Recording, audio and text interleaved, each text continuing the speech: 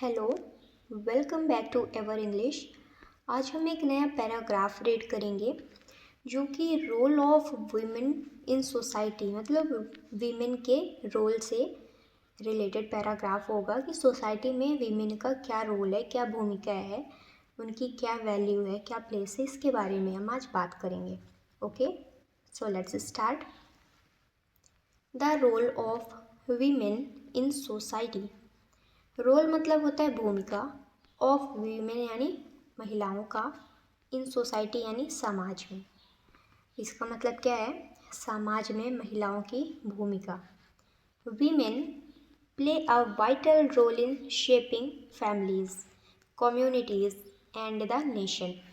Women यानी महिलाएं plays a vital role, उन्होंने एक महत्वपूर्ण भूमिका निभाया है इन shaping families, communities and nation यानी कि परिवारों को शेप देने में, आकार देने में। कम्युनिटीज़ यानी क्या होता है? समुदायों को आकार देने में। एंड द नेशन और राष्ट्र को आकार देने में। In every stage of life, जिंदगी के, जीवन के सभी स्टेज में, सभी पड़ाव में। वेदर एज डॉटर, चाहे पुत्री के रूप में हो, मदर माँ के रूप में हूँ, प्रोफेशनल्स और लीडर्स, या तो प्रोफेशनल्स के रूप में हूँ और या फिर लीडर्स, नेताओं के रूप में हूँ, किसी भी रूप में हो, महिलाओं ने बहुत ही महत्वपूर्ण भूमिका निभाया है। Women contribute significantly to the progress of society. Women ने, औरतों ने, महिलाओं ने कंट्रीब्यूट किया है, योगदान दिया है, सिग्निफिकेंटली यानी महत्वपूर्ण तरीके से, महत्वपूर्ण रूप से, to the progress of society यानी कि समाज के प्रगति में। प्रोग्रेस यानी प्रगति होता है और सोसाइटी यानी समाज, तो समाज के प्रगति में महिलाओं ने महत्वपूर्ण भूमिका निभाया है, योगदान दिया है। Today women are not only confined to household responsibilities, यानी कि टुडे यानी आज, वीमेन औरतें are not only confined to household responsibilities but they are also actively participating in every field such as education, politics, business, science and art.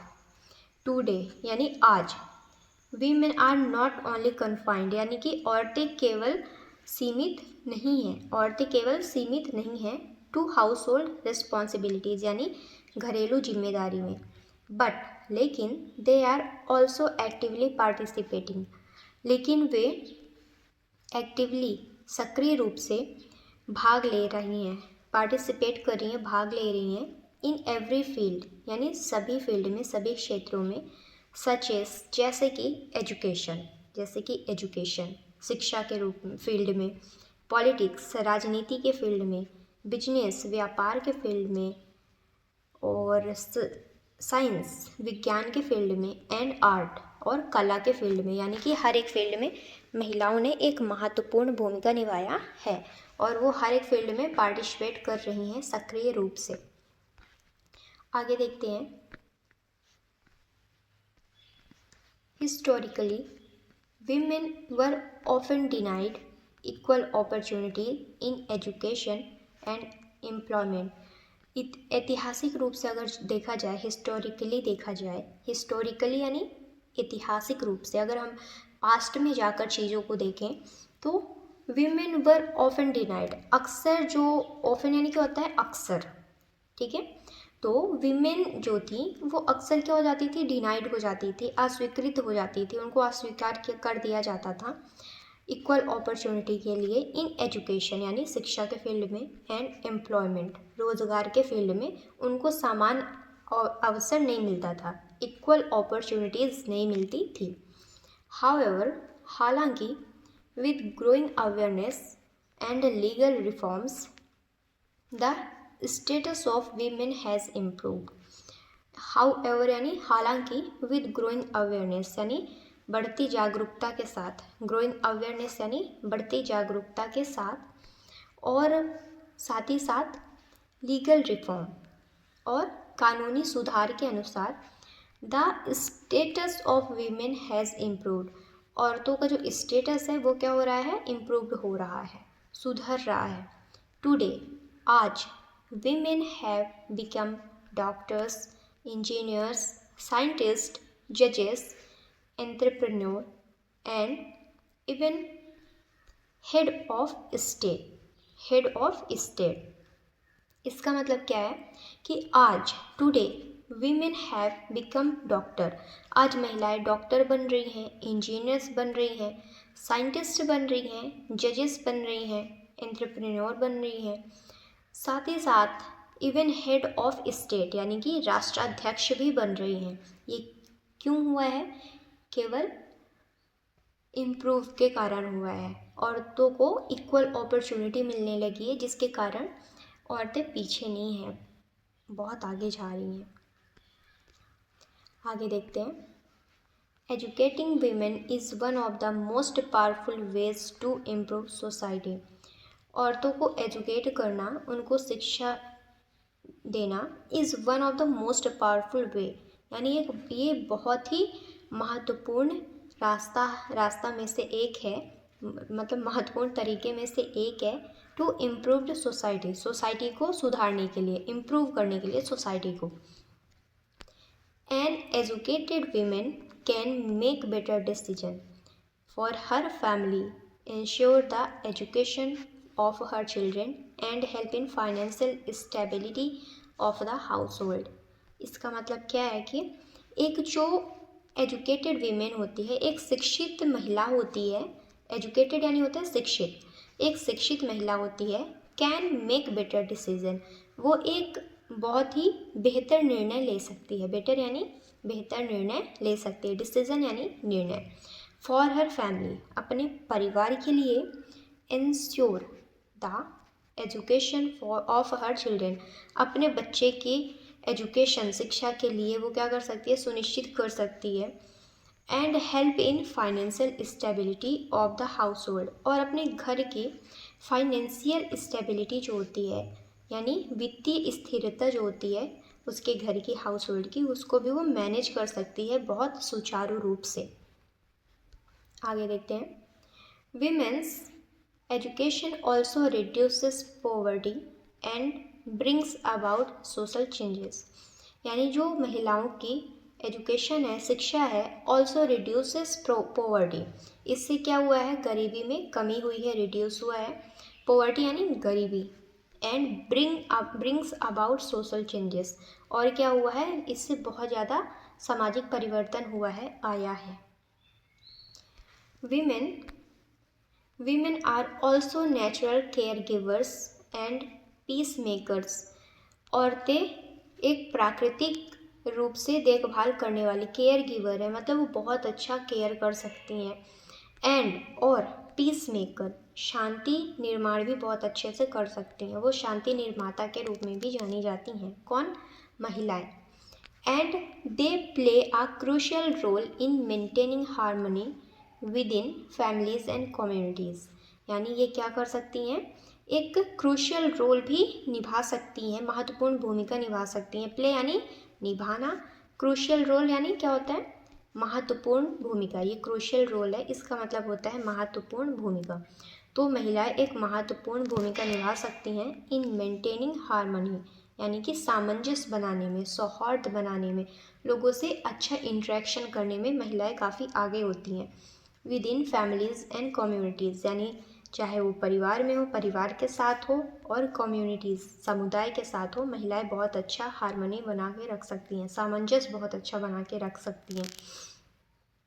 There emotional intelligence helps build strong relationships and compassionate society, उनका जो emotional intelligence होता है, भावनात्मक बुद्धिमत्ता होता है, कहा गया है ना कि औरतें बहुत ज़्यादा इमोशनल होती हैं in the comparison of man, तो ये वही चीज़ है कि उनका जो भावनात्मक बुद्धिमत्ता होता है, हेल्प्स बिल्ड स्ट्रॉन्ग रिलेशनशिप, इससे क्या होता है कि उनको बहुत ज़्यादा मदद मिलती है एक बहुत ही अच्छा मजबूत स्ट्रॉन्ग रिलेशनशिप बनाने में, एंड कंपैशनेट सोसाइटीज़, और एक दयालुतापूर्ण मतलब एक दयालुतापूर्ण समाज भी बनाने में बहुत ही अच्छा रोल निभा सकती हैं। उनको काफ़ी मदद मिलती है उनके इमोशनल इंटेलिजेंस से। ठीक है, किससे? इमोशनल इंटेलिजेंस से। आगे देखते हैं। डिस्पाइट प्रोग्रेस, प्रगति के बावजूद भी many women still face challenges like gender discrimination, violence, unequal pay and lack of representation in leadership role. यानी कि इतने ज़्यादा प्रगति के बावजूद भी, इतना ज़्यादा प्रोग्रेस के बावजूद भी मैनी वीमेन, बहुत सारी महिलाएं स्टिल यानी अभी भी फेस करती हैं, सामना करती हैं चैलेंजेस, चुनौतियों का, लाइक जैसे कि जेंडर डिस्क्रिमिनेशन, लैंगिक भेदभाव, वायलेंस, हिंसा, अनइक्वल पे यानी कि असमान वेतन, and lack of representation in leadership role यानी कि प्रतिनिधित्व की कमी का होना इन लीडरशिप रोल यानी नेतृत्व करने की भूमिका में। इन सम एरिया, कुछ क्षेत्र में, women are still denied basic right, कुछ क्षेत्र में महिलाएं विमेन आर स्टिल अभी भी अस्वीकृत की जाती हैं बेसिक राइट यानी मूलभूत अधिकार से, बेसिक राइट्स से, सच एस जैसे कि